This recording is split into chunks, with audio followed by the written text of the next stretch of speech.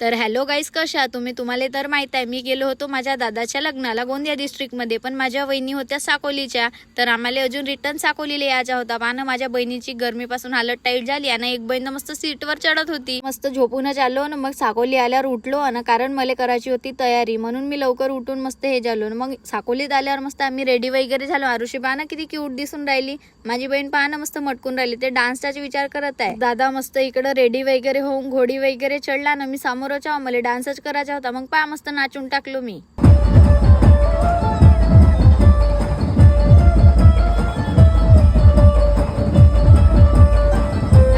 करू तर मी बहुत थकलो ना. फायनली झाली नवरदेव नवरीची एंट्री. काही शूट नाही केलो कारण मी बहुत डान्स केलो, त्यामुळे थकली होतो ना. मग लग्न वगैरे लागून गेला. जाईपर्यंत आम्हाला तर 5 वाजून गेले बापा. मग सकाळी उठल्यावर इकडे हळदीचा प्रोग्राम सुरूच होऊन गेला होता ना. मस्त पैकी पाहणं मी आपल्या बहीण लेकासोबत मस्त खेळत होतो, त्याला हळद लावून टाकलो. आम्ही गावी जासाठी निघलो, कारण तिकडून यायला खूप वेळ लागते आमच्या साकोली येईपर्यंत, कारण दूर खूप आहे. तर मग मस्त इकडे रस्त्यामध्ये गोंदिया आमगाव मध्ये भेटली आम्हाला. मस्त 13 तारखेला निघली होती ना, मग आम्ही निघलो गावी जासाठी. आणि इकडं माझी ताई आम्हाला लस्सी पाजत होती.